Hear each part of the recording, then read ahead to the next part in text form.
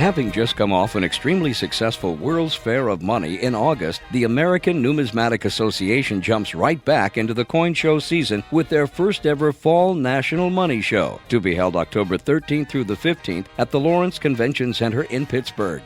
The Summer A&A was one of the biggest coin shows ever held in the U.S. Right in the middle of the vast Boars floor was the A&A Museum Showcase, one of the show's most popular and impressive exhibits. And the Museum Showcase promises to be one of the star attractions of the Pittsburgh Convention as well. At the Pittsburgh show, the Museum Showcase will display an amazing collection of numismatic rarities from the A&A Edward C. Rochette Money Museum and private collections. Items making their Museum Showcase debut include a display of 2,600-year-old Lydian coins and a historic collection of artifacts from the French and Indian War. Rarities from the Rochette Museum include the Walton Specimen 1913 Liberty Head Nickel, the Idler BB Class 3 Specimen 1804 dollar, the world's first illustrated printed numismatic book published in Rome in 1517, and several rare national banknotes from the A&A BB collection of United States paper money. At the A&A in Chicago, we were treated to our own guided tour of the Museum Showcase, courtesy of curator Douglas Mudd. Perhaps you'll encounter Doug at the Pittsburgh Convention. He will be happy to give you the details of the many rare and historic numismatic treasures. For further information or to register for the show, visit www.nationalmoneyshow.com. Good morning. My name's Douglas Mudd. I'm the curator of the A&A Money Museum. We have a really fantastic display today at the Chicago World's Fair of Money, and this is something we put together over a few months that includes some really spectacular pieces. So I'd like to take you on a tour this morning.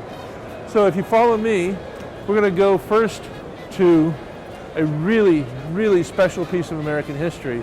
This is a medal of the Society of the Cincinnatus, which was a society created in the wake of the Revolutionary War to honor George Washington, who was compared to a Roman general, consul, who had been called to save the Roman Republic during a time of crisis.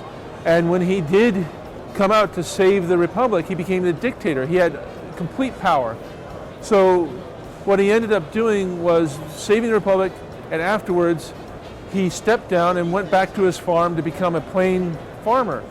George Washington was compared to him because George Washington had the ability to become the king, if he had wanted to be, of the new American Republic. But he chose to be a regular American citizen. So the Society of Cincinnatus became a very high-status club, essentially, of officers that had served in either the French or the American armies or navy during the Revolutionary War. This particular piece was given to Nathaniel Greene, one of the great generals of the Revolutionary War. So it's got a tremendous amount of history. It's a beautiful piece. These were made in France and brought over and given to the various members of the organization. They're extremely rare. There's probably 12 out there today in private hands. If we continue onwards, we get to another spectacular piece. This is one of the earliest coins ever minted by the U.S. Mint. In fact, this may be the first cent produced by the United States Mint in Philadelphia in 1793. It is in spectacular condition, and it's just a really beautiful example of our early history, the work that was going on in the Mint.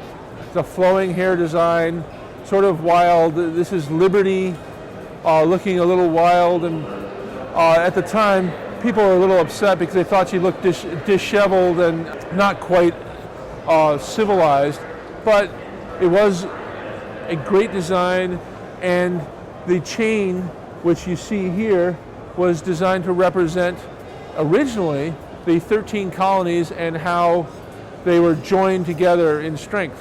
Unfortunately, by this time, which is 1792, when they were coming up with the design, the chain no longer had that meaning as much, and some of the citizens complained about it being a mark of slavery. So the chain design was changed, and the Liberty Head.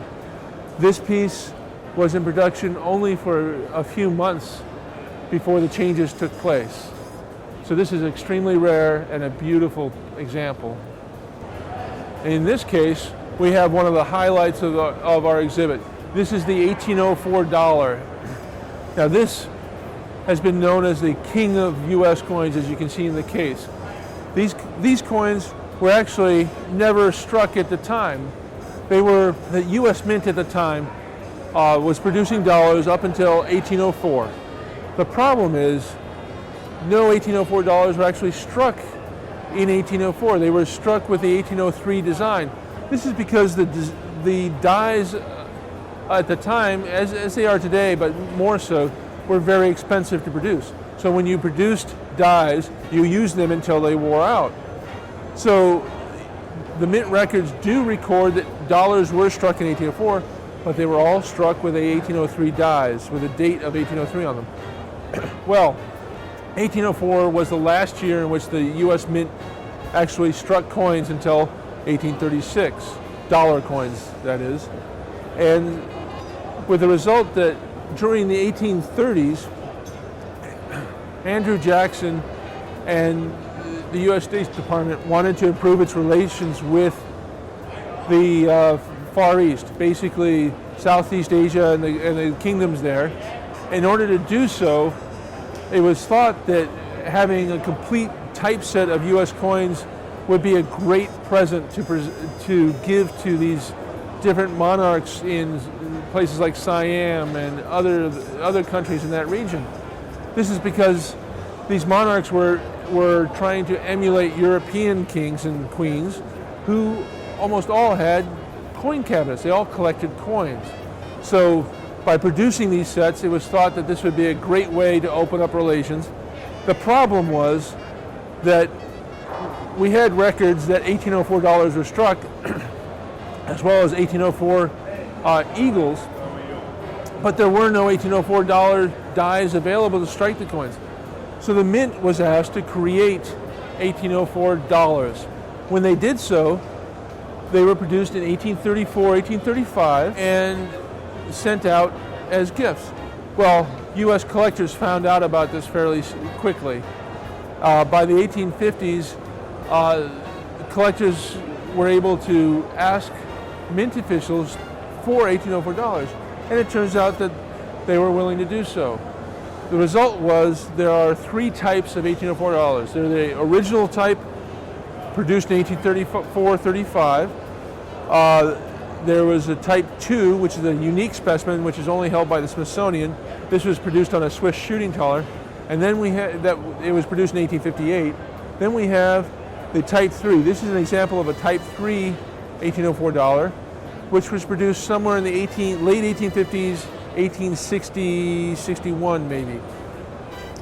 Produced specifically for collectors, and these coins are extremely rare. There's only 15 1804 dollars known today.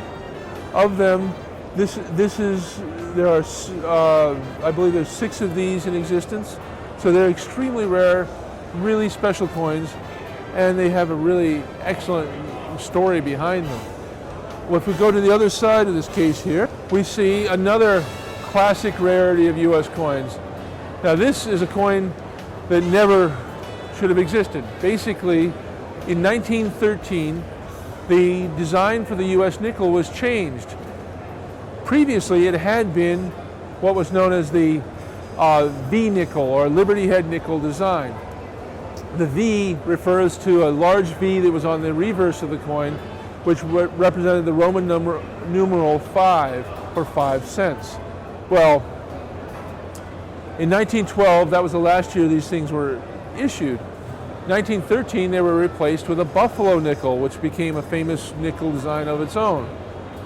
Somehow, as I like to say, on a dark and stormy night at the Mint, a Mint employee created 5 1913 V nickels. So he used the old design, altered the date to 1913, and produced these things. Nobody knew about these coins at all for basically until 1919, when a collector who previously had worked at the Mint, Samuel Brown, held a display at one of our ANA conventions, and in his display he had 5 1913 nickels. It created a huge sensation. Nobody had heard of these things, nobody had seen these before, and people were really excited. One of the things that was interesting about it was, at the same time, he produced ads in various numismatic publications asking people to provide 1913 nickels to him, and he would purchase them if they had any. So in this case, he was offering to pay $500 in cash in 1919 for any nickels. Now it's interesting because he knew darn well that he had all 5 of them. What he was doing was creating a market for these things by offering to buy any of these 1913 nickels at $500, which was a princely sum. $500 was a huge amount of money in 1919. He was creating a market for these coins, and soon after his display, he did sell them as a set, and they ended up moving through different collectors' hands. Some famous people, Colonel Green, Eric P. Newman, and other people owned these at different times until the 1940s, when the set was split up. So these 5 coins ended up going to different locations. At the ANA, we are very fortunate to have had the Aubrey Beebe, who was generous enough to donate both the $1804 and the 1913 nickel to the ANA during the 1980s. We've also been involved in putting the 5 coins all back together for the first time in 2003. So currently the ANA has on display at the headquarters in Colorado Springs 2 of these nickels. We only brought 1 of them here for the Chicago show, but this is spectacular. One of the interesting things about this coin is we have information that shows you how much they have appreciated over time, so that the Beebes, when they bought this coin in 1967, they paid $46,000 for it. Currently, the coin is insured for $2.5 million. Not a bad return on your investment for a nickel.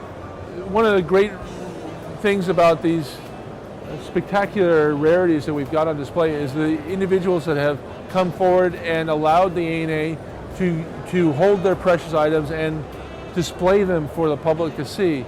In this case, this is Brian Hendelson of Classic Coins, who's been very generous in allowing us to display his special rarities, his special treasures. I'd like to thank all of the people, Bob R. Simpson and Legend Numismatics for their work, the Banco de Mexico, Jim Subak and Carl Subak for their generosity with the Thalers, and Mike Esvoto for the Eidmar and the Brutus Aureus that he's allowed us to go. These people allow us to really get out to our public and help meet our mission of educating the numismatic public about numismatics and about the wonderful stories and history behind it. I hope you've enjoyed this museum showcase. We bring these to all our major shows, so we'll be in Pittsburgh coming up in just a few weeks. I hope you get a chance to come out and enjoy some of the spectacular rarities.